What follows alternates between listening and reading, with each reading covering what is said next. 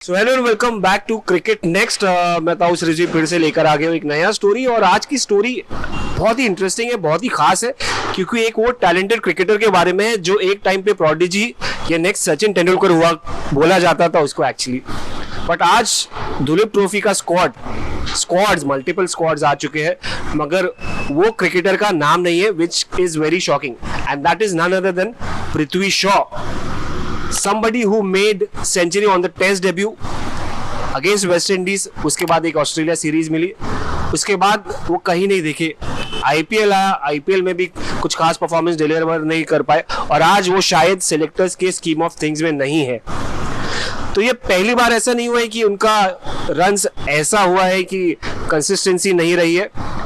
ऐसा पहले भी आया था 2015 के स्टेज में, 3 साल जहां पर रन्स नहीं हुए थे, उसके बाद जिस तरह से कमबैक किया था, पीछे मुड़ के नहीं देखा था पृथ्वी शॉ ने। तो अभी मैं जिस वक्त बैठा हूं, उनके कोच 3 साल वो इंपॉर्टेंट पीरियड के दौरान जिन्होंने पृथ्वी की हेल्प की and the way he bounced back, Jwala Singh ji के पास जो यशस्वी जायसवाल के कोच है, बात करेंगे उनसे कि क्या था वो फेस 2015 का कि उन्होंने बाउंस बैक किया, उसके बाद क्या है ये अभी फेस, एंड क्या ये शौक है पृथ्वी शॉ का दिलीप ट्रॉफी में नहीं होने के कारण। ज्वाला जी, बहुत बहुत शुक्रिया आपका क्रिकेट नेक्स्ट पे आने के लिए। पहले तो ये बताइए, 2015 से 2018-17 तक आप पृथ्वी को मदद किए थे, हेल्प किए थे, यही एकेडमी में मुझे याद है। क्या आज आप देख रहे हैं पृथ्वी शॉ का नाम नहीं उसमें, तो easy out of the scheme of things of selectors, क्या आप कितना शॉक थे?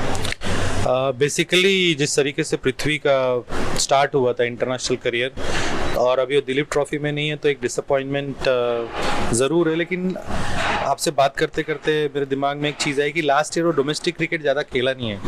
जैसे रणजी ट्रॉफी में भी उसने कुछ लास्ट के कुछ मैचेस खेले, लेकिन ऑफ कोर्स उसके पास परफॉर्मेंस के हिसाब से, चूंकि दिलीप ट्रॉफी है और 4 टीमें इंडिया की निकलती है, मतलब आपके पास 12 ओपनर्स के लिए स्पॉट है, और उसमें पृथ्वी नहीं है, तो ज़रूर थोड़ा सा मतलब डिसअपॉइंटमेंट ज़रूर है उसके लिए। बट शॉकिंग नहीं है, प्रोडिजी है, नेक्स्ट तेंदुलकर बोला जाता था उनको। अब चूंकि ये सिलेक्टर्स का चॉइस है कि वो कौन से प्लेयर्स को मौका देना चाहते हैं। नॉर्मली अगर आप दिलीप ट्रॉफी देखोगे तो जो रणजी ट्रॉफी खेल के परफॉर्म करते हैं उनको चांस मिलता है, लेकिन कहीं ना कहीं पृथ्वी का जो पास्ट परफॉर्मेंस है और अभी यंग है, तो मौका दिया जा सकता था, ऐसा मेरा मानना है। But end of the day it's all about the selectors. Absolutely, Jwala ji is being a bit diplomatic. Shocking नहीं लग रहा मुझे, ये समझ में नहीं आ रहा, क्योंकि देखिए ये नया फेज नहीं है। 2015 मुझे याद है जब यहाँ पर पृथ्वी आते थे, 3 साल आपके साथ प्रैक्टिस किए, ट्रेन किए यहाँ पर सांता क्रूज में एयर इंडिया ग्राउंड पे। तो क्या एग्जैक्टली था वो फेज कि तब रन्स नहीं आ रहे थे, और फिर आगे जिस तरह से उन्होंने रन्स किया, फिर मुड़ के नहीं देखे, फिर आज ये वो वही स्टेज पे खड़े हुए दिख रहे हैं।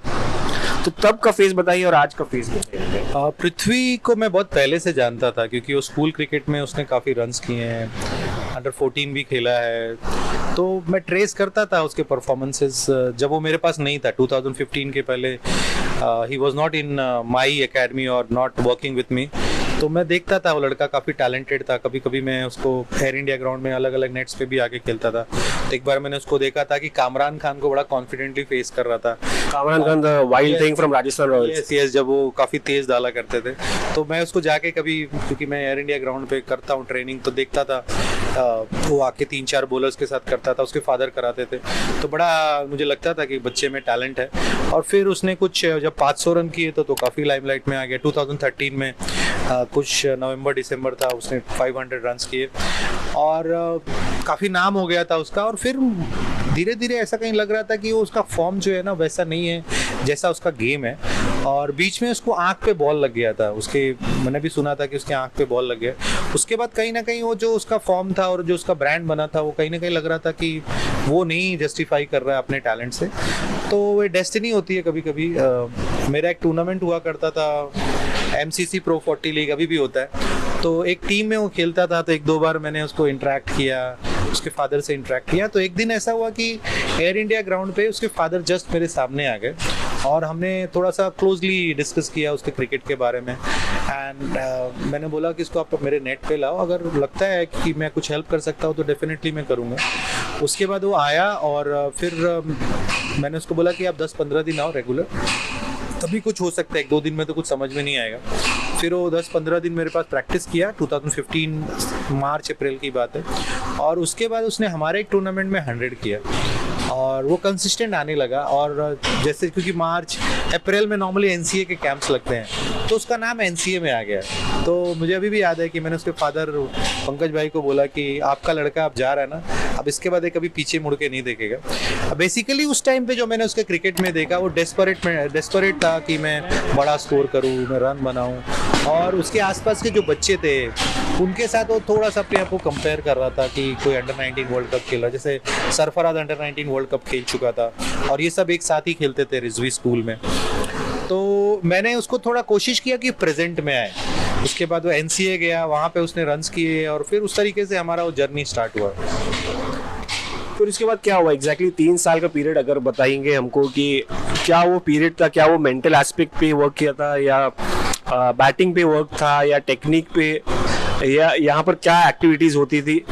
यस, बेसिकली जो मैंने उसके ऊपर काम किया वो मोस्ट ऑफ मेंटल वर्क था, क्योंकि टेक्निक और टैलेंट तो उसका अच्छा ही था, थोड़ा बहुत चीज़ें हैं वो हमने किया, लेकिन मोर ऑफ जब मेरे पास ऐसे कोई बच्चे आते हैं जो लगता है कि दे कैन स्कोर रन्स, तो मैं उनको टेक्निक में कभी फंसाता नहीं, क्योंकि मुझे लगता है कि एक ऑलरेडी ये बच्चा आगे जा चुका है, ये मेथड से उसका रन हो रहा है, तो मुझे उसमें नहीं लाना है। क्योंकि जब आप टेक्निकल एक्सपेक्ट पे काम करते हो ना, तो बच्चे के मेंटल एक्सपेक्ट पे कहीं ना कहीं फ़र्क जरूर पड़ता है, क्योंकि वो कोई बच्चे अपने पोस्चर कॉन्शियस हो जाते हैं, कोई इवन बॉल खेलते हुए भी वही सोचते हैं। तो ज़्यादातर इस तरीके के बच्चों पे मैं काम करता हूँ कि मैच में कैसे रन बनाना है, कैसे अपने आप को बाउंस बैक करना है, कैसे आपको एक चैंपियन की तरह सोचना है। तो मैंने वो चीज़ उस पर किया। एंड देन 2016 में फिर वो मुंबई अंडर 19 खेला, उसने वहाँ पे काफ़ी रन्स किए, और 2017 में मुझे याद है कि वो एशिया कप के लिए सिलेक्ट हुआ। सबसे पहले एशिया कप के लिए गया, श्रीलंका गया, वहाँ पे उसने डिसेंट रन किए, कुछ 1 या 2 50 किए, और उसके पहले आई थिंक रणजी ट्रॉफी खेला हो, 2016 के एंड में वो रणजी ट्रॉफी खेला। मुझे अभी याद है कि जब 2016 में हम यहीं खड़े थे ये पीछे के पोल के पास, तो मैं उससे वो पूछ रहा था कि सितंबर महीना था, मैं उससे पूछा 2016 बारिश में, हम यहीं प्रैक्टिस करते थे बारिश में क्योंकि और कोई ऑप्शन नहीं था, तो मैंने उसको पूछा कि इस साल का तेरा गोल क्या है। तो 2016-17 जो जैसे सितंबर से अपना सीज़न चालू होता है, तो उसने बोला कि मेरा गोल है रणजी ट्रॉफी। वो 19 खेल चुका था 15-16 सीजन में, 16-17 की मैं बात कर रहा हूँ। तो सितंबर में हर बच्चे से मैं पूछता हूँ, क्योंकि जब सीजन स्टार्ट होता है तो मैं पूछता हूँ कि तुम्हारा गोल क्या है, तो उसने बताया कि मेरा गोल रणजी ट्रॉफी खेलना है। तो मैं थोड़ा सा शॉक था, क्योंकि मुझे लगा कि अभी तो ये अंडर 19 खेल रहा है, बड़ी मुश्किल से जर्नी लाइक अंडर 19 में रन बना रहा है, लेकिन इतने रन नहीं थे कि वो रणजी ट्रॉफी में आ जाए, to be very frank with you. तो मुझे लगा कि यार रणजी ट्रॉफी थोड़ा ज़्यादा लंबा गोल है, बट मैंने उसको कुछ बोला नहीं। एंड देन सरप्राइजिंगली वो जब एशिया कप में सिलेक्ट हुआ, और फिर उसके बाद नहीं, उस टाइम एशिया कप में नहीं सिलेक्ट, रणजी ट्रॉफी खेला हो, और उसने पहले मैच में डेब्यू 100 बनाया। तो जब वो रणजी ट्रॉफी खेला उसके बाद से उसकी स्टोरी चेंज हो गई। And then after that Ranji trophy के बाद वो फिर एशिया कप में सिलेक्ट हुआ, श्रीलंका गया 2017 में, आई रिमेम्बर। उसके पहले वो दिलीप ट्रॉफी भी खेला था, सितंबर में कुछ दिलीप ट्रॉफी हुआ था, he played Dilip trophy, Lucknow में मैच था, मुझे अभी भी याद है, उसने 150 कुछ किया था। अब बाटी राइडू इंजर्ड हुआ था, उसकी जगह पे उसको चांस मिला था।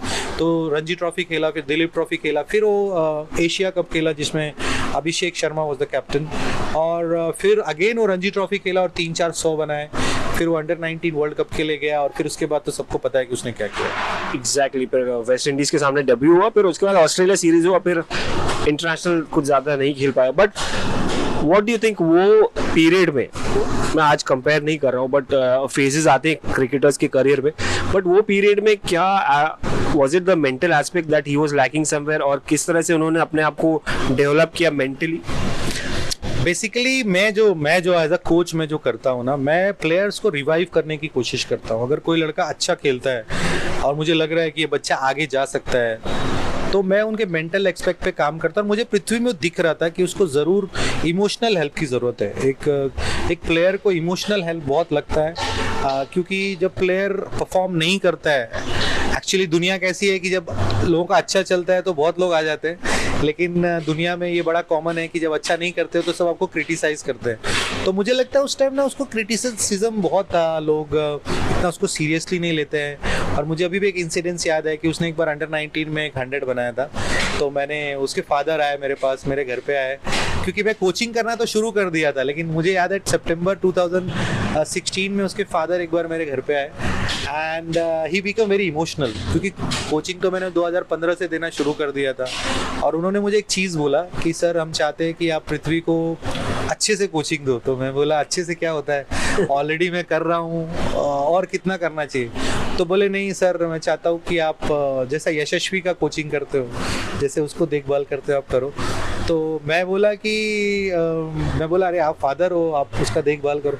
देन दैट्स हाउ मैंने उनको बोला कि ठीक है, अगर आप चाहते हो तो मैं थोड़ा और इन्वॉल्व होऊंगा and I will try my best. तो मैंने 1-2 मीडिया फ्रेंड्स को कॉल किया कि इसने 100 बनाया है, थोड़ा सा इसका परफॉर्मेंस हाईलाइट करो। तो कुछ लोगों ने मुझे सीरियसली लिया नहीं उस टाइम पे, और वो मुझे याद है कवरेज आया नहीं, लेकिन फिर से उसने 100 बनाया। वो पुणे में मैच था वीनू मंगड़ का। तो कहीं ना कहीं प्लेयर को ना एक पर्सनल टच लगता है, थोड़ा सा सपोर्ट लगता है जब वो अच्छा नहीं कर रहा होता है, क्योंकि अच्छा करते वक्त तो सब लोग आते हैं। तो मैंने वही किया कि मैंने उसका जो बिलीव था, उसके खुद के अंदर जो बिलीव था, उसको मैंने बढ़ाया कि you can do it, you have the ability to do it. और जो नॉर्मली जो हायर लेवल पे जो प्रैक्टिस लगती है, जो फर्स्ट क्लास खेलने के लिए लगती है, या जब आप अच्छी क्रिकेट में जाते हैं उसमें लगती है, दैट मेथड वी डिड। किस तरीके से अच्छे स्विंग बॉलर को खेलना है, एक्स्ट्रा बाउंस कैसे हैंडल करना है, स्पिन कैसे हैंडल करना है। जैसे मुझे भी याद है कि जब उसने रणजी ट्रॉफी में डेब्यू किया था तमिलनाडु के अगेंस्ट, तो मैं उसको कभी भी मेन विकेट पे नहीं खिलाता था। मैं उसको आउटफील्ड में ले जाके घास पे जो ग्रास होता है उस पे नए बॉल से, यस, जो अनइवन विकेट, जैसे आउटफील्ड पे फास्ट बॉलर्स को बोलता था कि इसको थ्रो डाउन्स करो, तो कोई बॉल नीचे रहता था, कोई ऊपर रहता था। 1-2 बार उसको बॉल लगता भी था, बट ही यूज्ड टू से कि नहीं सर मुझे करना है। स्पिनर्स को हम लोग उल्टे साइड से बैटिंग कराता था मैं उसको, जैसे जहाँ से बॉलर बॉलिंग डालते हैं। अच्छा। तो क्योंकि मुझे लगता था कि अगर ये अंडर 19 या ये नॉर्मल ये क्लब लेवल के बॉलर उसको बॉल डालेंगे तो वो रणजी ट्रॉफी में तो ऐसा बॉल आने वाला नहीं है। तो कहीं ना कहीं अगर आपको फोकस इंप्रूव करना है तो थोड़ा सा आपको चैलेंजिंग कंडीशन में जाना होगा, थोड़ा बॉल वॉच करने, जो लेट वॉच करने की कैपेसिटी होती है, और रफ सरफेस पे थोड़ा आपको डर होता है कि बॉल आके लग जाएगा, तो आप वॉच करके खेलते हो, भले आप स्ट्रोक्स ना खेलो। तो दे आर डिफरेंट मेथड, उसको सिनेरियोज, डिफरेंट सिनेरियोज। और मुझे अभी भी याद है कि सैटरडेज को सम ऑफ द सैटरडेज, क्योंकि उसको चाइनीज़ बहुत पसंद था, तो सम ऑफ द सैटरडेज उसको मैं अपने घर पे बुलाता था और हम लोग चाइनीज़ पार्टी करते थे। और उसमें मैं उसको बहुत समझाता था उसको कि कैसे खेलना है, कैसे करना है। And so many times I used to teach him how to handle the coaches also, क्योंकि आप अलग अलग कोचेस के पास जाते हो, अपने अपने मेथड लेके आते हैं। तो कभी कभी कोई प्लेयर इतना नेचुरल होता है कि वो उस मेथड में फंस जाता है। इट्स वेरी इंपॉर्टेंट पॉइंट कि जब बच्चा बड़ा होता है वो अलग अलग एसोसिएशंस के सेटअप में जाता है, नेशनल सेटअप्स में जाता है, तो बहुत सारे जो कोचेज होते हैं वो शॉर्ट ड्यूरेशंस के लिए आते हैं, लाइक 15 डेज, 20 डेज, 1 मंथ। तो कोचेस ट्राई करते हैं कि वो बच्चा को कुछ और दे दे, लेकिन कोई बच्चे ऐसे होते हैं जो एडॉप्ट नहीं कर पाते हैं, नेचुरली गिफ्टेड होते हैं। तो मैं उसको ये भी बताता था कि अगर आपको कोई कोच ये बोल रहा है तो आपको कैसे उसको टैकल करना है, कैसे उसकी बात माननी है, और कैसे उससे बेनिफिट लेना है विदाउट हर्टिंग द इमोशंस। तो management was one of the part, then may be mental part जो बहुत ज़्यादा इंपॉर्टेंट था, क्योंकि वो हमेशा, मुझे अभी भी याद है कि जब एक वर्ल्ड कप हुआ था अंडर 19 का उस टाइम पे, जिसमें सरफराज और अरमान जाफर खेले थे, उस टाइम वो थोड़ा सा मेंटली अपने आप को महसूस, मुझे लगा कि वो सोच रहा है उसके बारे में कि why I am not there. तो मैं उसको एक ही चीज़ बोला था, अभी भी मुझे वो चीज़ याद है कि हमेशा बोलता था कि सक्सेस ज़रूरी नहीं है कि जल्दी मिले, ज़रूरी है कि सक्सेस मिले तो हम सक्सेस पे टिकें, क्योंकि बहुत सारे लोगों को बहुत जल्दी चीज़ें मिल जाती है और फिर वो जल्दी चली भी जाती है। तो तुमको ये देखना है कि ये सक्सेस अगर मुझे मिली है ना, तो मैं इसको अपने साथ बरकरार रखूँगा ईयर्स एंड ईयर्स। तो I think mental aspect was very very important in Prithvi, and I'm happy that I become the part of his journey and he's doing well. Yeah, he's doing well. अभी तो squad में नहीं है, but आज क्या देख रहे हैं? What could be the reason कि भाई suddenly Prithvi Shaw, one of the most talented cricketers in India, I would say, and also not there in the scheme of things, the next big thing कहा जाता था, तो क्या वो बाउंस बैक कर सकते हैं और किस पे उनको वर्क करना चाहिए इस वक्त, वेदर इट्स टेक्निकल और the mental aspect of the game? आपके लास्ट वाले क्वेश्चन से ही इज डूइंग वेल मैं इसलिए बोला क्योंकि मेरे पास जहाँ से आया था वहाँ से आगे चला गया। I am very happy for him. बाकी ये जो सक्सेस फेलियर ये सब टेम्परेरी होता है। जैसे हम बताते हैं, हम जैसे बोलते हैं, जैसे मैं भी बोलता हूँ कि इम्पोर्टेंट है आपका प्रोसेस कैसा है। हमें ना अपने प्रोसेस में ज़्यादा खुशी लानी चाहिए रेदर देन हमको सक्सेस मिल गई तो हम खुश हो जाए, क्योंकि प्रोसेस एक ऐसी चीज़ है ना जो परमानेंट है। जो बोलते हैं ना कि कर्म हमारा जो है ना वो हमको करना ही है, अगर आप कुछ नहीं करोगे तो भी आपको 24 घंटा गुजारना है। तो प्रोसेस इज़ वेरी इंपॉर्टेंट। और मुझे ऐसा लगता है कि जो भी प्लेयर रणजी ट्रॉफी खेलते हैं वो कभी भी बाउंस बैक कर सकते हैं। इम्पॉर्टेंट है डोमेस्टिक क्रिकेट खेलते रहना। और Prithvi is the part of Mumbai Ranji team. और जिस तरीके से उसके पास गेम है, आपको याद होगा उसने 2 सीज़न पहले 300 रन कर दिए थे आसाम के अगेंस्ट, और फिर वो T20 में आया था। तो it is about scoring runs. और अगर वो रन बनाएगा, अगर ये डोमेस्टिक सीज़न उसका अच्छा जाता है, तो मुझे लगता है कि वो ज़्यादा दूर नहीं है सक्सेस से। It is about his own self discipline. He needs to be hungry to play for India, क्योंकि बहुत बार ऐसा होता है कि हमको जब सक्सेस मिलती है, हम IPL खेलते हैं, हम इंडिया के लिए खेलते हैं, तो कहीं ना कहीं हमको लगता है कि ठीक है वी आर डूइंग वेल, तो कहीं ना कहीं वो जो रिलैक्स, कोई प्लेयर रिलैक्स हो जाते हैं कि चलो ठीक है सब अच्छा चल रहा है। वो पीरियड अगर प्लेयर के लाइफ में आता है और उस तरह के थॉट्स आते हैं तो थोड़ा पीछे जाना बहुत ही लाजमी है, क्योंकि कंपटीशन बहुत हाई है। और अगर आप नहीं कर रहे हो तो कोई और कर रहा है, क्योंकि कोई किसी के लिए रुकने वाला नहीं है। तो मुझे लगता है अगर वो थोड़ा मेहनत करे, अपने फिटनेस के ऊपर मेहनत करे, थोड़ा सा अपने आप को एक बार कहीं अपने आप को सेल्फ रियलाइजेशन करे कि मुझे और बेटर कहाँ कर सकता हूँ। और बाकी it's all about self discipline, कि आपने जो डिसाइड किया उसके प्रोसेस को आप फॉलो कर रहे हो, result will follow. Yeah, you said fitness. Fitness is an issue with Prithvi. I mean, बहुत सारी चीज़ें बात हुई थी, बहुत सारे recently criticism आए थे. Is that a big issue with him? And how talented तो definitely है ही. कितना talent उनका जो है वो help करेगा आगे जाने में, और कितना उस पर वर्क करना पड़ेगा? Well, आजकल अगर आप फिटनेस लेवल देखो तो बहुत ही इंपॉर्टेंट है। You look slim. आजकल का जो क्रिकेट चल रहा है कि दिखने में पहले आप अच्छे दिखने चाहिए, कि जैसे बीच में सरफराज के बारे में हम लोग बात करते थे कि यार उसको और फिट पतला होना है। फिट तो होंगे जो क्रिकेटर्स खेल रहे हैं, वो बिना फिटनेस के तो रन बनाते नहीं है, बट कहीं ना कहीं वो थोड़ा प्रेजेंटेबल दिखना बहुत इंपॉर्टेंट है। आज IPL का दौर है और आज एक अलग ही लेवल का फिटनेस स्कोर सेट हो गया looking at the Virat Kohli, क्योंकि इस तरीके से 30s में आने के बाद भी वो इतने स्लिम हुए हैं और सारे लोग मेहनत कर रहे हैं। तो फिटनेस आई थिंक एक क्रिकेट का बहुत बड़ा रोल है। बहुत सारे प्लेयर बोलते हैं कि हम रन बना रहे हैं, हम फिट है, मैच फिट है, लेकिन कहीं ना कहीं मुझे लगता है कि आपको दिखना भी ज़्यादा ज़रूरी है। If you look foot, why not, क्योंकि वो आपका काम है। अगर परसेप्शन बनता है। हाँ, अगर आप मेहनत करते हो तो उसमें फिटनेस एक बहुत बड़ा पार्ट है। सिर्फ जाके नेट में बैटिंग करना is not a way you should work. हमने देखा है कि किस तरीके से रोहित शर्मा ने बाउंस बैक किया। अगर आप 2011 का सिनेरियो लो कि रोहित शर्मा टीम में नहीं थे, उसके बाद उनकी बहुत सारी स्टोरीज मैं भी पढ़ता हूँ कि किस तरीके से उन्होंने फिटनेस पे काम किया, अपने माइंड सेट पे काम किया और उन्होंने वापस रन बनाया और आज वो वर्ल्ड कप विनिंग टीम के कैप्टन है।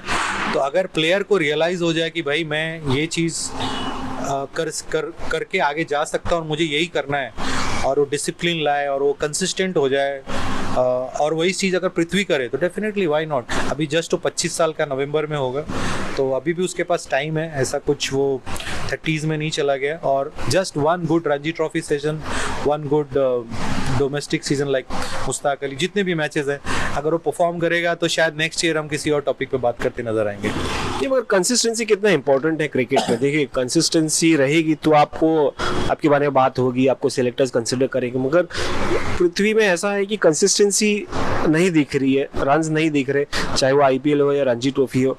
How he can maintain that consistency? अगर मैं हॉनेस्टली बोलूँ तो थोड़ा उसके गेम पे काम करना बहुत ज़्यादा ज़रूरी है, क्योंकि अगर आप उसके दौर के प्लेयर्स से उसकी कंपेयर करोगे, जैसे शुभमन गिल है या अभिषेक शर्मा है या अभी यशस्वी है, उसके बाद के पीछे का प्लेयर है, अभी इनका अगर आप गेम देखोगे, जो जिस तरीके से इन्होंने अंडर 19 क्रिकेट में नाम हासिल किया, तीनों ने अंडर 19 क्रिकेट में नाम हासिल किया, और आज अभिषेक शर्मा आप देखो कि वो कहीं नहीं थे 5-6 साल, 2018 वर्ल्ड कप के बाद वो किधर भी नहीं थे, 5 साल he was no where, just playing IPL, और IPL में भी कुछ ऐसा बहुत ब्लास्ट वाला परफॉर्मेंस नहीं था। आज देखो किस तरीके से उन्होंने 100 बनाया इंडिया के मैच में। तो कहीं ना कहीं मुझे लगता है पृथ्वी को थोड़ा सा गेम को ना थोड़ा नेक्स्ट लेवल पे ले जाने की थोड़ी जो एफर्ट डालनी है, उस पर भी थोड़ा काम करना चाहिए, गेम को थोड़ा सा और कैसे बेटर कर सकते हैं उस पर काम करना चाहिए, और fitness of course one of the part. And बीच बीच में मैं सुनता हूँ थोड़ा बहुत discipline issue, what I don't know, वो मुझे पता नहीं है। अगर ये 3-4 चीज़ें अच्छा कर लेगा तो उसके अंदर जो कंसिस्टेंसी का इशू है वो अपने आप ठीक हो जाएगा। और क्रिकेट में या कोई भी चीज़ में इम्पॉर्टेंट है कि आप लगातार कितना अच्छा खेलते हो। आपने एक 300 रन कर दिया या 200 रन कर दिया और बाद में आपने 7-8 इनिंग में आपने कुछ नहीं किया, तो ये फिर आपको एक परसेप्शन बन जाता है कि यार ये कंसिस्टेंट नहीं है। और मुझे लगता है कंसिस्टेंट होने के लिए सबसे ज़रूरी है लो रिस्क पे क्रिकेट खेलना। आप जितने भी बड़े बैट्समैन देखोगे जो इंडिया के लिए खेल रहे हैं कंसिस्टेंट, वो एक सर्टन फार्मूला है कि स्टार्ट में थोड़ा एग्रेसिव होंगे, थोड़ा सा बॉलर्स को लेंगे, थोड़ा सा चांस लेंगे, फिर सिंगल डबल्स खेलेंगे, फिर लास्ट में as per the situation they play. तो मुझे लगता है कहीं ना कहीं वो वे ऑफ स्कोरिंग रन्स और थोड़ा सा लो रिस्क पे अगर पृथ्वी क्रिकेट खेलेगा और वो मेथड पे थोड़ा सा काम करेगा, and he is talented enough to do that. और अभी वो इतनी बड़ी बड़ी टीमों में खेल रहा है तो वहाँ बहुत सारे कोचेस होंगे जो उसको बताते भी होंगे, तो डेफिनेटली वो आगे कर सकता है, डेफिनेटली आगे कर सकता है। ही इज टैलेंटेड और ये टैलेंट हमेशा से वर्ड अटैच रहेगा पृथ्वी के लिए, और I hope he bounces back, and Jwala Singh ji himself is hoping that he would bounce back, and the only thing that is needed, fitness, consistency, hard work and work on his game, fine tuning his game मैं कहूँगा। I think more of थोड़ा self realisation कि मैं, because he is already played for India, तो उसको ज़्यादा सिखाने की ज़रूरत नहीं है। थोड़ा सेल्फ रियलाइजेशन और जस्ट रिव्यूइंग हिमसेल्फ कि कहाँ पे बेटर कर सकता हूँ। एब्सोल्युटली। सो ये थे ज्वाला जी, पृथ्वी शॉ के बारे में बात कर रहे थे, and he believes that he can bounce back. वो पृथ्वी शॉ के ऊपर है, कैन ही बाउंस बैक, हम जानेंगे जल्द ही। Let's hope he bounces back. So that was Jwala Singh ji, the coach of Mumbai cricket club, and of course जाने माने कोच है। बहुत अच्छा लगा बात करके। Thank you very much for giving us cricket next the time from your important schedule. So anyway, ऐसे ही वीडियोस आते रहेंगे, देखते रहिए क्रिकेट नेक्स्ट। सब्सक्राइब करिए, लाइक करिए, शेयर करिए this video and follow us on other handles as well. Thank you for now.